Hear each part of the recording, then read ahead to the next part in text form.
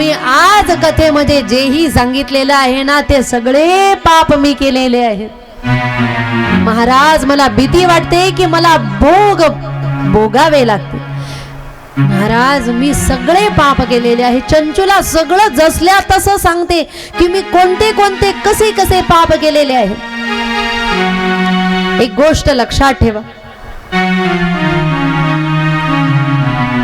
आजारी पडलेला असाल, दवाखान्यात जर गेला तर डॉक्टरांना जेही दुखत असेल ते स्पष्ट सांगितलं पाहिजे, तर डॉक्टर आपल्यावर चांगला इलाज करतील.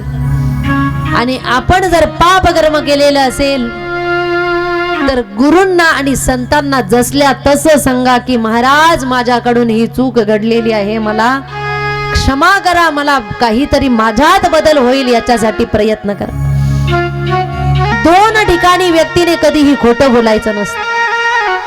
एक दवाखान्यात गेल्यानंतर डॉक्टरांच्या जवळ, आणि दुसरं संतांजवळ गेल्यानंतर, किंवा तिसरं मंदिरात गेल्यानंतर तरी मनातल्या मनात देवाला सांगा, देवा मी कसा आहे. आपले कर्म कधीही त्यांच्या समोर लपवू नका. आपण कसंही जरी वागलो, कितीही पाप कर्म केलेले असतील, लोकांना वेगवेगळे मुखवटे दाखवून आपण लोकांना फसवू शकतो की मी किती चांगला आहे, मी किती पारमार्थिक आहे, मी किती सज्जन आहे. गळ्यात माळा, कपाळाला गंध, पारमार्थिक असल्याचं नाटक लोक फसतील, पण देव कधीही फसणार नाही. कारण देवाला माहित असतं नेमकी व्यक्ती समोरचा कसा आहे. आपण देवाला कधीही फसवू शकत नाही. म्हणून देवाला जसं आहे तसं सांगितलं पाहिजे. साधू संत महात्मे जरी मंदिरात गेले तरी सुद्धा देवाला सांगतात, प्रभो मी कसा आहे, मी तव अनाथ अपराधी, कर्महीन मतिमंद बुद्धी, तुझम्या आठविले नाही कधी. जसं आहे तसं देवाला सांगतात, प्रभो मी असा आहे. म्हणून जसे असाल ना तसं देवाच्या जवळ जाऊन देवाला सांगा की मी असा आहे. आपले दोष जर आपण देवाला सांगितले, प्रभो मी एवढा पापी आहे ना, पण असो नसो भाव आलो तुझी आठाय, कृपा दृष्टी पाहे मजकडे पंढरी राय. जसा असेल तसा तुला शरण आलेलो आहे ना, मग तूच काय कर, माझ्यावर कृपा कर आणि मला शुद्ध कर. अनाथ अपराधी पतित आगोडा, अनाथ अपराधी पतित आगोडा, अनाथ अपराधी पतित आगोडा, अनाथ अपराधी पतित आगोडा. हरी पाया वेगळा नका करू, हरी पाया वेगळा नका करू. आठवण भूमी जावे पांडुरंगा, आठवण भूमी जावे पांडुरंगा. हरी पाया वेगळा नका करू, हरी पाया वेगळा नका करू.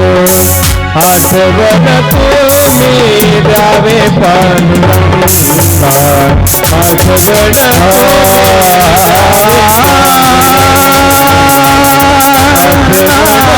तुम्ही द्यावे पांडुरंगा. अनाथ अपराधी पतित आगळ. मी अनाथ आहे, अपराधी आहे, पतित आहे. पतित म्हणजे पापी आहे, पण परी पाया वेगळा नका करू. तुम्ही तुमच्या पायापासून मला वेगळं करू नका. जसं असेल तसं देवाच्या समोर गेलं पाहिजे, जसं असेल तसं गुरूंच्या जवळ गेलं पाहिजे आणि गुरूंना आपले दोष सांगितले पाहिजे. जर आपण आपले दोष सांगितले तर गुरु आपलं दोष दूर करण्यासाठी नियम सांगतील, कृपा करतील. भगवान परमात्मा ही आपल्यावर कृपा करेल. पण व्यक्तीने या तीन ठिकाणी कधीही खोटं बोलायचं नसतं.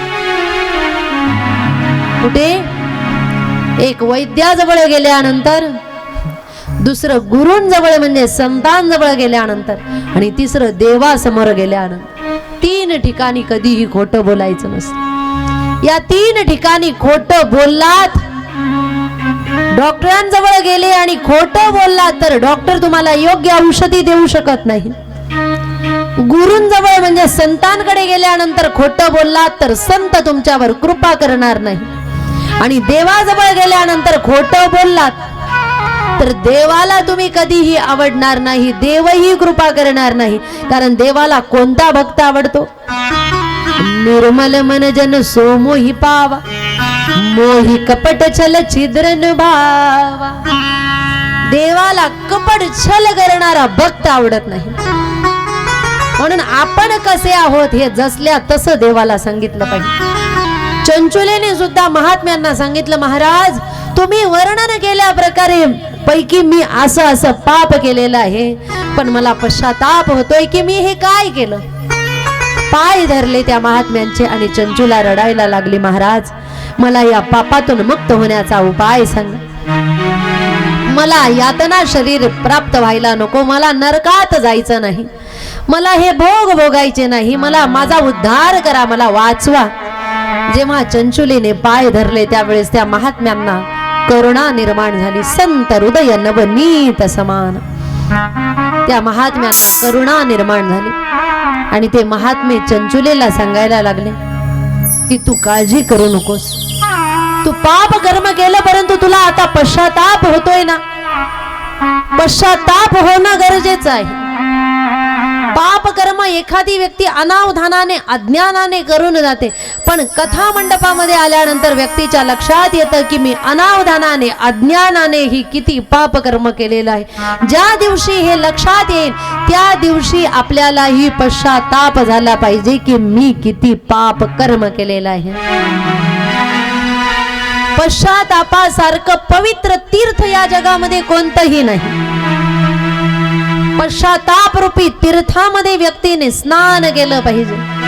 पश्चाताप झाल्यानंतर रडू आलं पाहिजे की मी हे काय केलं, माझ्याकडून किती अधर्म घडला, माझ्याकडून दुसऱ्यांची संपत्ती हडप केली गेली, माझ्याकडून दुसऱ्यांचं मन दुखावलं गेलं, माझ्याकडून दुसऱ्यांचा अपमान घडला, माझ्याकडून नको ती क्रिया घडली. पाप कर्म केल्यानंतर लक्षात आलं की मनुष्याला पश्चाताप झाला पाहिजे. जर पश्चाताप झाला तर पश्चातापाच्या तीर्थामध्ये स्नान केल्यानंतर व्यक्ती शुद्ध होत असतो, त्या पापातून व्यक्ती मुक्त होत असतो. पण केव्हा? जेव्हा परत ते पाप कर्म करणार नाही तर.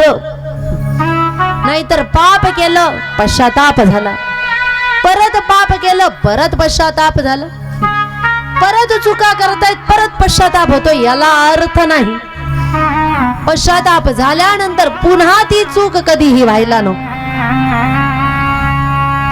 म्हणून म्हणतायत पश्चाताप पापकृताम पापानां निष्कृती परा सर्वेषां वर्णिता सद्भिः सर्व पाप विशोधनम. पश्चाताप केल्यानंतर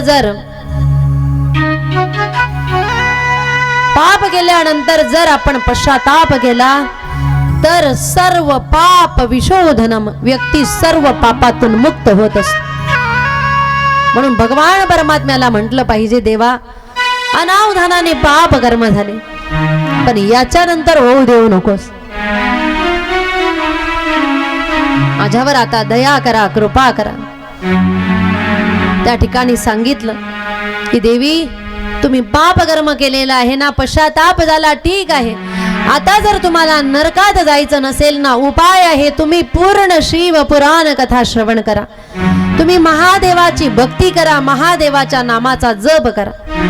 गोकर्ण तीर्थामध्येच चंचुला राहिलेली आहे आणि गोकर्ण तीर्थामध्ये राहिल्यानंतर कथा श्रवण करण्याच्या लालसेने त्याच ठिकाणी राहिल्यानंतर शिवालयामध्ये सर्व प्रकारची सेवा करायला लागली. शिवालय झाडून स्वच्छ करायला लागली, शिवालय धुवायला लागली, शिवजींवर जल अर्पण करायला लागली. रोज शिव कथा श्रवण करायला लागली. आणि जेव्हा तिने शिव कथा श्रवण केली, मनोमन भगवंताला एकच विनंती केली, प्रभू दया करो भगवन,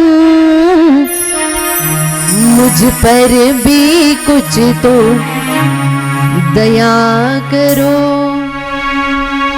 भगवंताला एकच विनंती केली, कृपा करो भगवन, मुझ पर भी कुछ तो कृपा करो. कभी न तेरी माला फेरी, कभी न जाप किया है. प्रभू मी कधी माला फेरली नाही, कधी जाप केलेला नाही. मैंने जाने अनजाने में, मैंने जाने अनजाने में कितना पाप किया है. तिने विचार केला, देवाला सांगितलं, प्रभू जाणून न जाणून मी खूप पाप केलेला आहे, म्हणून माझ्यावर दया करा, कृपा करा.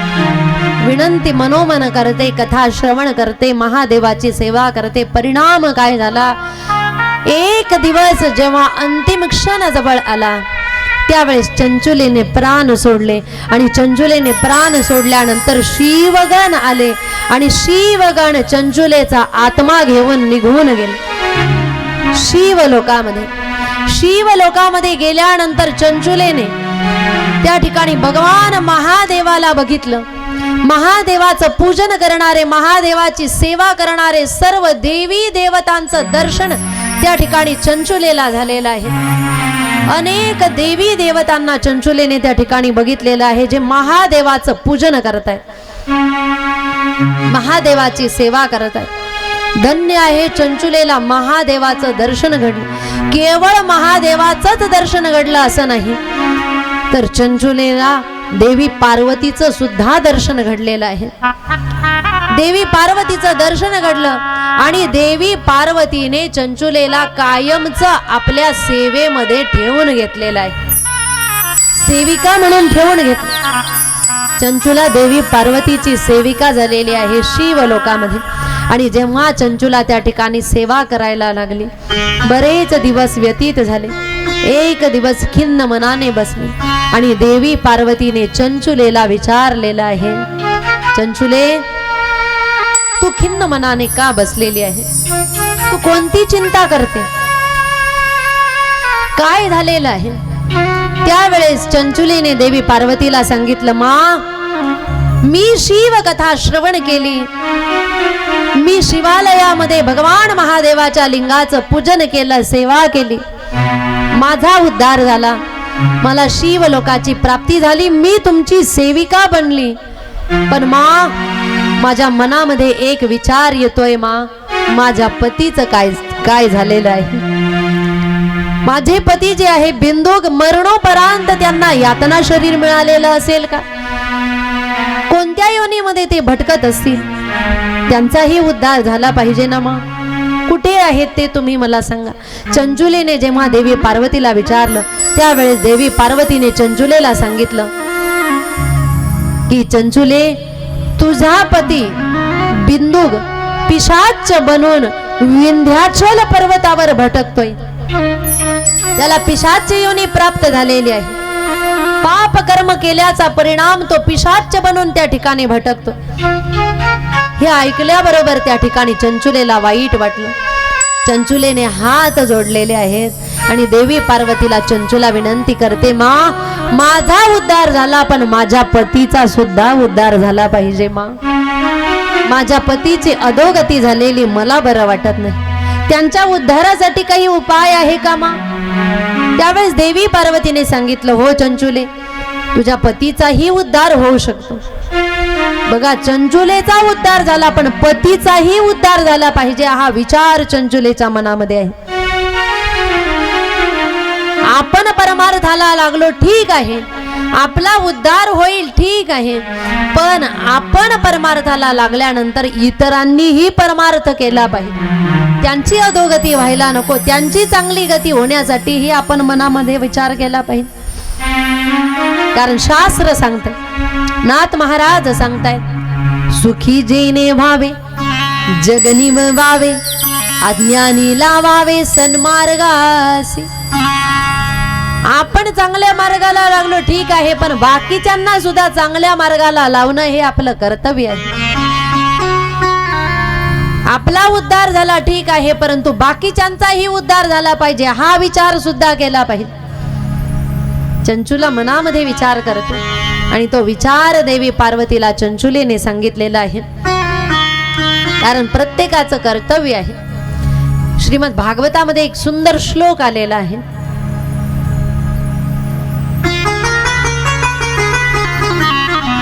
गुरुर्न सस्यात् स्वजनो न सस्यात् पिता न सस्यात् न जननी सस्यात् दैवं न सस्यात् न पतिश्च सस्यात् न मोचयेद्य समुपेत्य मृत्युं न मोचयेद्य समुपेत्य मृत्युं न मोचयेद्य समुपेत्य मृत्युं.